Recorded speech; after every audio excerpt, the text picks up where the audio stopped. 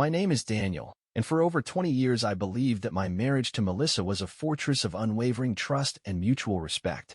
We built our life together on the quiet rhythms of everyday love, morning coffees, shared secrets in the twilight, and promises made in the silence of our bedroom. I prided myself on being the devoted husband, confident that our bond was unbreakable. But life has a cruel way of exposing hidden truths, and sometimes betrayal comes from the most unexpected source.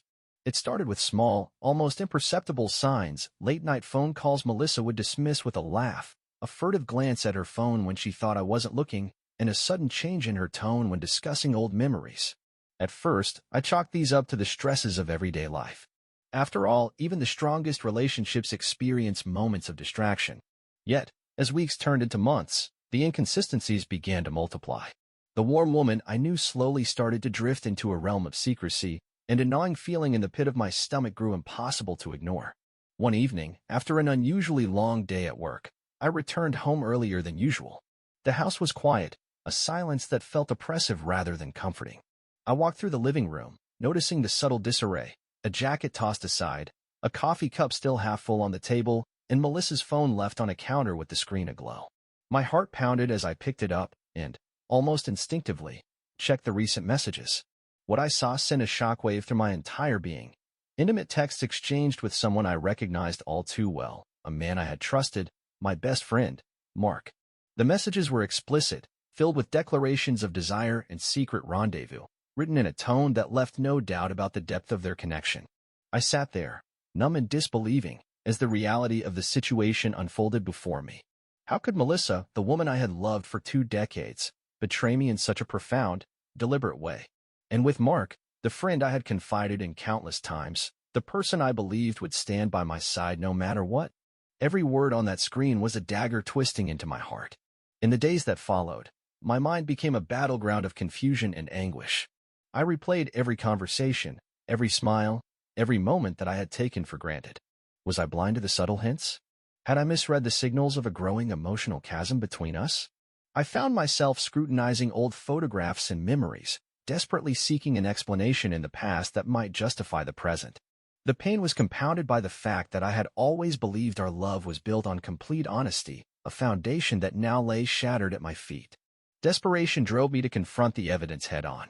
I meticulously gathered every screenshot, every saved message, and every digital breadcrumb that confirmed Melissa's betrayal. Each piece of evidence was a reminder that the trust one had so carefully cultivated had been violated in the most intimate way possible. The agony of knowing that the woman I adored had chosen another, my closest friend, filled my nights with restless sorrow and my days with a suffocating emptiness. I tried to reach out to Melissa, calling her repeatedly, leaving messages that pleaded for an explanation. But every call went unanswered, every text met with silence. My heart ached as I realized that the woman I had once believed in had not only deceived me but had effectively erased the love we had shared. I began to feel the bitter sting of isolation, a loneliness so profound it seemed to echo in every corner of our once warm home. That night, as I sat alone in the darkness, I took out my journal and began to write. Each word was a cry for understanding, a desperate attempt to process the betrayal that had shattered my world. I poured my anguish onto the pages, trying to make sense of how someone I had trusted implicitly could be so callous, so determined to pursue a forbidden passion. I questioned my own worth, wondering if perhaps I had not been enough, if my love had been taken for granted. The ink on the paper became a mirror of my shattered soul, a raw, unfiltered testament to the devastation of infidelity. As the rain pounded against the window, I made a silent vow. I would no longer live in denial, would no longer allow the shadows of betrayal to define my existence. Tomorrow, I promised myself, I would confront the truth head-on. I would seek answers from Melissa, even if they cut deeper than I could imagine, and I would hold her accountable for the destruction of our sacred bond. The road ahead was uncertain, filled with heartache and questions that might never find satisfactory answers. Yet I knew that in facing this betrayal, I could begin the slow, arduous journey toward reclaiming my dignity and perhaps, someday, finding healing in the ruins of our broken trust. The day of reckoning arrived with a weight I could scarcely bear. I arranged to meet Melissa at a quiet, inconspicuous cafe, once our favorite spot for whispered promises and shared dreams. As I sat at a corner table, every tick of the clock amplified the tension that coiled within me like a spring. I rehearsed the questions in my mind, each one laden with the raw agony of betrayal, knowing that nothing could prepare me for what I was about to learn. When Melissa arrived, she looked distant, her eyes shadowed with remorse and uncertainty. Gone was the sparkle I had once adored. In its place was a haunted look that betrayed secrets too painful to voice. We exchanged brief greetings before I launched into the confrontation, my voice trembling with a mix of anger and heartache. "Melissa," I began, unable to keep the tremor from my words. "How could you do this?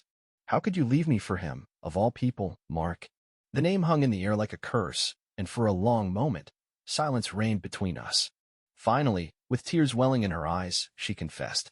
Melissa admitted that over the past several months, she had reconnected with Mark. What began as an innocent catch-up had spiraled into something forbidden and all-consuming. She told me how, in moments of weakness and longing, the boundaries of our marriage had blurred, leading her down a path she now deeply regretted. Her confession was a torrent of emotions. She spoke of feeling neglected, of the pain of unspoken desires, and the lure of a past that had once made her feel alive. As she explained, my heart felt as if it were being cleaved in two. I listened in a state of numb disbelief as she described secret meetings, whispered promises, and the slow, inexorable drift of her affections from me to someone I had trusted implicitly. Every detail was a fresh wound, each word an unbearable reminder of the love I thought was unassailable. But nothing prepared me for the moment when Melissa's eyes filled with an even deeper sorrow. In a voice barely above a whisper, she admitted that even our daughter, Lily, had once confided in her that Mark was her true love. The revelation struck me like a sledgehammer, knowing that our own child had, in her innocent way, recognized the bond between Melissa and Mark was a betrayal that cut through every part of me. I felt not only the sting of personal loss but the crushing weight of a fractured family, where even the pure voice of our daughter testified to the depth of my wife's infidelity. The cafe, once a symbol of our shared past, became the stage for my utter despair. I demanded to know how she could justify such a betrayal, how she could allow the love we had built to crumble under the influence of an old flame. Melissa's eyes, red with tears, offered little in the way of solace. "I'm sorry, Daniel," she choked out. "I never meant to hurt you. I felt lost, abandoned even, and Mark made me feel seen again." Her words were hollow and fragile, unable to mend the gaping wounds that now marred our relationship. I felt as though I were drowning in a sea of betrayal, every question I posed answered only with further pain. My voice, heavy with sorrow, faltered as I tried to comprehend the enormity of her actions.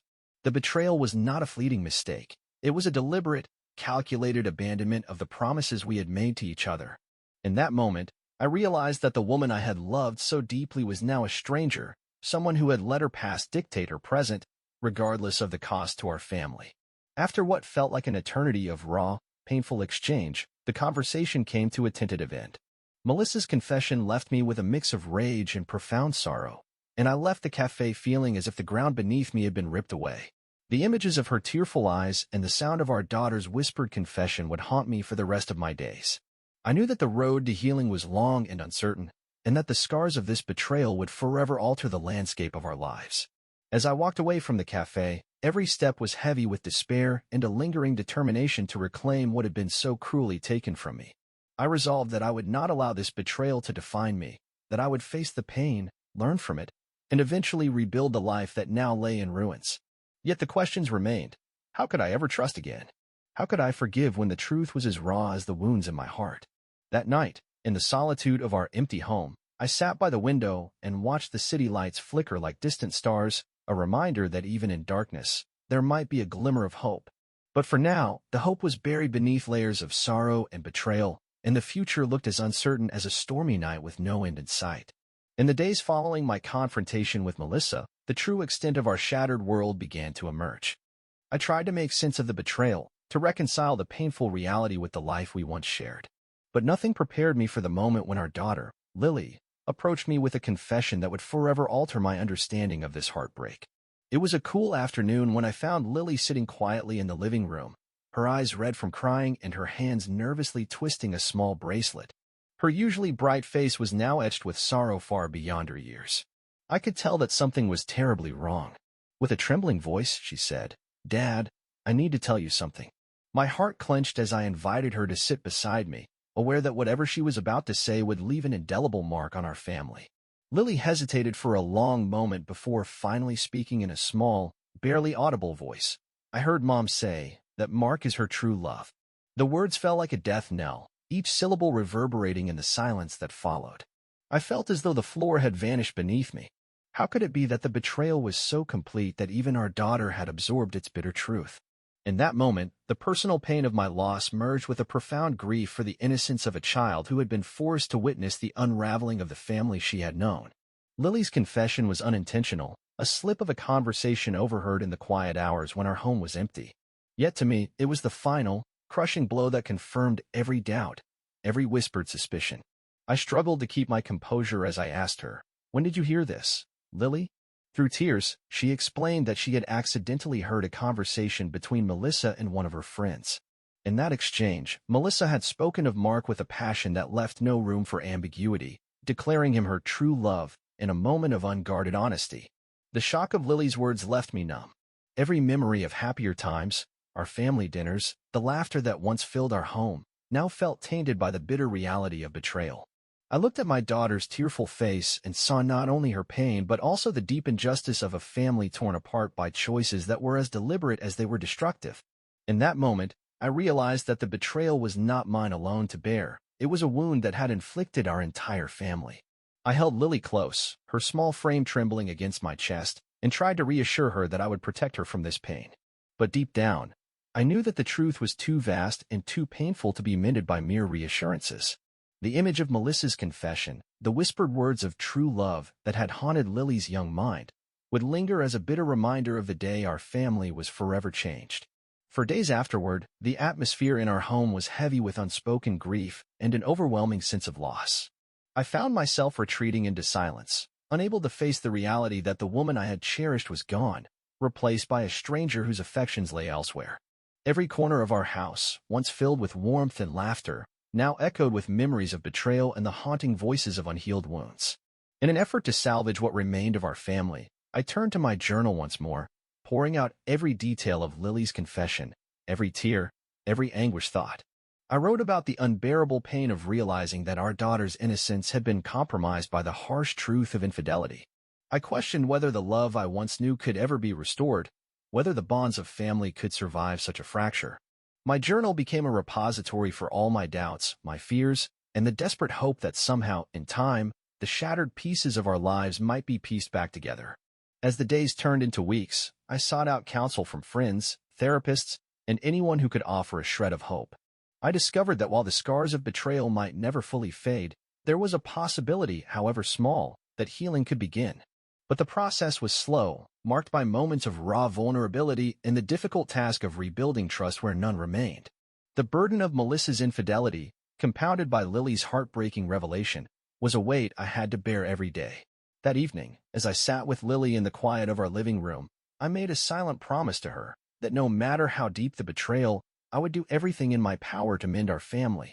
I held her hand tightly, trying to convey that her pain was shared, that together we would find a way to move forward, even if the road ahead was long and fraught with sorrow.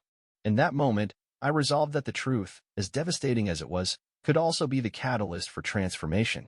Though our family had been torn apart by betrayal, it was not beyond repair. It would simply require time, honest communication, and the courage to face the darkest parts of our hearts.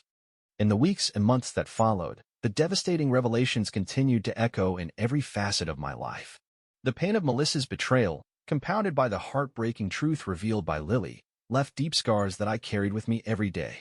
Yet amid the wreckage of our shattered family, I began to search for a path forward, a way to reclaim my dignity, heal my wounded heart, and eventually rebuild a future that honored both the love we once shared and the lessons learned from this devastating ordeal. I started by seeking professional help. Counseling sessions became a daily ritual, a space where I could confront the raw emotions of betrayal, anger, and sorrow. With each session, I learned that healing was not a linear process. It was a slow, gradual journey marked by setbacks and small victories. I began to understand that forgiveness was not about condoning the past, but about freeing myself from the chains of bitterness that threatened to consume me. In these sessions, I also learned the importance of self-compassion, reminding myself that my worth was not defined by Melissa's choices or the pain inflicted upon our family. At the same time, I made a concerted effort to reconnect with the world outside the confines of my grief. I revisited old hobbies and discovered new passions that helped me rediscover parts of myself that had lain dormant for years. I spent long afternoons walking through the park, jogging along quiet trails, and even revisiting the cafe where I had confronted Melissa, each step a small act of defiance against the despair that once threatened to engulf me. Slowly, I began to feel that I was reclaiming my life, one moment at a time. My relationship with Lily became the cornerstone of my healing. We forged a new bond built on honesty and shared vulnerability. I made it my mission to shield her from the harshness of the adult world while also ensuring she never felt alone in her pain. We spent hours talking, laughing through tears, and finding solace in the simple act of being together. Her resilience, despite everything, became a source of inspiration, a reminder that even in the depths of heartbreak, there was hope for renewal. Melissa, for her part, faded into the background. The woman who had once been the center of my world was now a distant figure, her presence a reminder of a past that I could no longer return to. I realized that I had to let go of the desperate need for answers from her, and instead, focus on the future. I sent her a final letter, a carefully worded message that expressed my sorrow, my anger, and ultimately my decision to move forward. I did not demand an apology, nor did I seek to rekindle what had been lost. I simply acknowledged the truth and stated that I was choosing to rebuild my life from the ashes of betrayal. In the quiet solitude of my study, surrounded by the remnants of our once shared life, I began to draft a new chapter for myself. I set small, attainable goals, reaching out to old friends, engaging in community activities, and even volunteering at a local shelter. Each small victory was a step toward rediscovering who I was, independent of the betrayal that had once defined me. I learned that while the pain of infidelity might never completely disappear, it could serve as a reminder of my strength, a testament to my ability to endure, to grow, and to find hope even in the most desolate moments. The path to renewal was not without setbacks. There were nights when the memories of Melissa's betrayal and Lily's painful confession would return in a rush, overwhelming me with a sense of loss and regret. In those moments, I would revisit the letters in my journal, the raw, unfiltered reflections of my darkest hours, and remind myself that every tear shed was a step toward healing. I learned that forgiveness, both of others and of myself, was a process that required patience and relentless determination. As the seasons changed and time began to soften the sharp edges of my grief, I found myself looking toward the future with a cautious optimism. The devastating consequences of infidelity had reshaped my world, but they had also given me the courage to redefine what love and trust meant to me. I no longer viewed myself solely as a victim of betrayal, but as a survivor, a man who had weathered the storm of infidelity and emerged with a deeper understanding of his own resilience. Now, as I stand at the threshold of a new beginning, I know that the scars will always remain, a permanent reminder of the night my life was upended. Yet these scars are also symbols of my survival, of the journey from betrayal to renewal. I choose to move forward with a heart that, though wounded, is open to the possibility of love and redemption. The future is uncertain, and the road ahead may be long and fraught with challenges, but I now face it with the quiet determination that comes from knowing that I have survived the unthinkable,